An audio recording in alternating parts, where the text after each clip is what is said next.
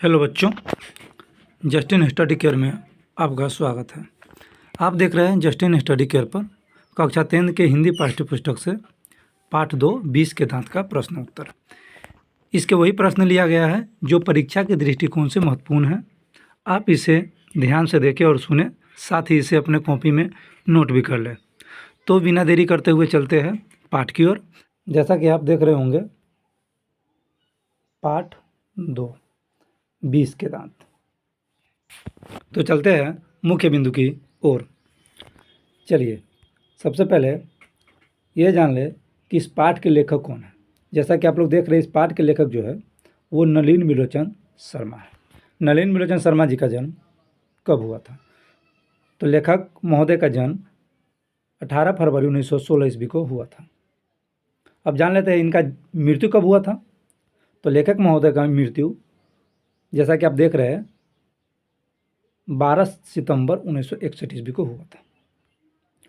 तो चलिए अब चलते हैं जन्म स्थान की ओर। लेखक महोदय का जन्म कहाँ हुआ था? तो लेखक महोदय का जन्म जो हुआ था पटना में हुआ था, बदरघाट। अब देखिएगा, इनके माता का नाम क्या था? तो लेखक महोदय अर्थात नलिन बिलोचन शर्मा जी का माता का नाम जो था रत्नावती शर्मा।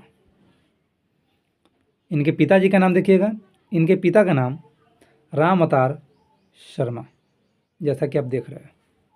तो ये था मुख्य बिंदु जिसे आप लोग ध्यान रखेंगे। ये भी परीक्षा के दृष्टिकोण से महत्व रखता है। प्रश्न 1, खोखा किन मामलों में अपवाद था? पहला प्रश्न सिर्फ यहीं तक है, ये गलती से ये टाइप हो गया हुआ है। चलिए देखते हैं प्रश्न 1 का उत्तर।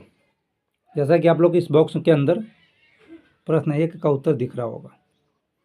देखिएगा, खोखा अपने माता पिता की ढलती उम्र में पैदा हुआ था, इसलिए वह प्रकृति के नियम का अपवाद था। खोखा उनके बुढ़ापों की आंखों का तारा था, इसलिए मिसेज सेन ने उसे काफ़ी छूट दे रखी थी। खोखा जीवन के नियम का जैसे अपवाद था और इसलिए यह स्वाभाविक था कि वह घर के नियमों का भी अपवाद था। चलिए, प्रश्न 1 का उत्तर यहीं तक होगा, जिसे आप लोग नोट कीजिएगा। चलिए चलते अगले प्रश्न की ओर। प्रश्न 2 क्या कह रहा है? मदन और ड्राइवर के बीच के विवाद द्वारा कहानीकार क्या बताना चाहते हैं? चलिए इसका उत्तर देखते हैं। प्रश्न 2 का उत्तर होगा, मदन और ड्राइवर के बीच विवाद के द्वारा कहानीकार बताना चाहते हैं कि अपने पर किए गए अत्याचार का विरोध करना पाप नहीं है। सेन साहब की नई चमकती काली गाड़ी को केवल छूने भर के अपराध के लिए मदन शोफर द्वारा घसीटा जाता है। यह गरीब बालक पर अत्याचार है। मदन द्वारा उसका मुकाबला करना अत्याचारियों पर विजय प्राप्त करने का प्रयास है। यह था प्रश्न 2 का उत्तर। प्रश्न 3 क्या कह रहा है? सेन साहब की कितनी बेटियां हैं, उनका नाम लिखे या उनका नाम बताएं। तो जैसा कि आपने पाठ में पढ़ा होगा, सेन साहब के 5 लड़कियां थी। अब 5 लड़कियों का नाम क्या है, यहाँ पे देखिएगा। प्रश्न पूछ रहा है सेन साहब की कितनी बेटियां हैं, उनका नाम बताइए। उनका नाम रजनी, आलो, शेफाली, सीमा और आरती है। प्रश्न 4 देखिएगा,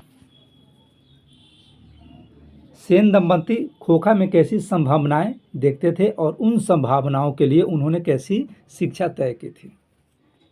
प्रश्न 4 का जो आंसर होगा, सेन दंपति खोखा में इंजीनियर बनने की संभावना देखते थे। वे उसे बिजनेसमैन इंजीनियर बनाना चाहते थे। इन संभावनाओं के लिए उन्होंने कारखाने के बढ़ई मिस्त्री को घर बुलाकर उसे कुछ ठोक पीट कर खोखा को ट्रेन करने का इंतजाम किया था। चलिए चलते प्रश्न 5 की ओर।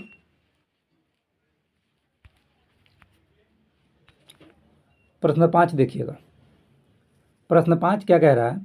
रोज रोज अपने बेटे मदन की पिटाई करने वाला गिरधर मदन द्वारा कासू की पिटाई करने पर उसे दंडित करने की बजाय अपनी छाती से क्यों लगा लेता है?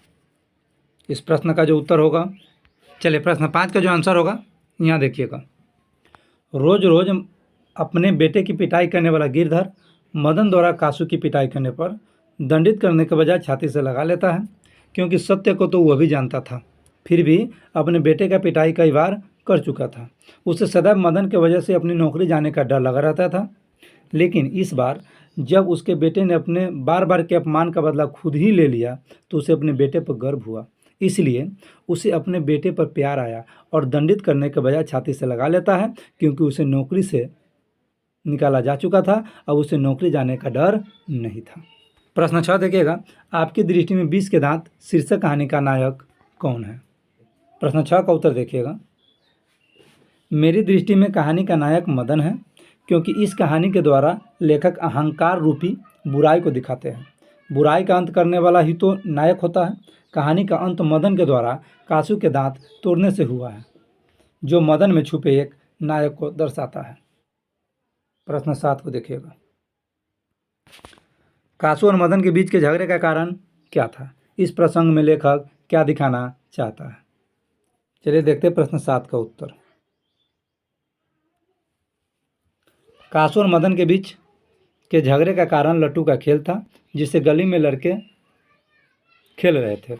जब कासू गली में पहुंचा तो बच्चों को खेलते देखकर कासू का मन भी खेलने के लिए मचल गया, लेकिन मदन द्वारा उसे खेलने नहीं दिया गया। इस पर कासू ने मदन को एक घुसा मारा, फिर मदन ने भी उसे मारकर घर पहुंचा दिया। इस प्रसंग के द्वारा लेखक दिखाना चाहते हैं कि अगर बच्चों के बीच में बड़े लोग नहीं आए तो गरीबों का बच्चा भी कमज़ोर नहीं होता है, वो अपने अपमान का बदला खुद ले सकता है। हाँ तो बच्चों, ये था पाठ 2 20 के दांत का प्रश्न उत्तर। इसमें वही प्रश्न शामिल किया गया जो परीक्षा के दृष्टिकोण से बहुत ही महत्वपूर्ण होने वाला है, तो आप लोग इसे नोट कर लेंगे और याद करेंगे, क्योंकि ये परीक्षा के दृष्टिकोण से बहुत ही महत्व रखता है। तो चलिए अब लेंगे आप लोग से विदा, मिलेंगे अगले पाठ के साथ अगले वीडियो में। जब तक हम लेते हैं विदा। जय हिंद, जय भारत।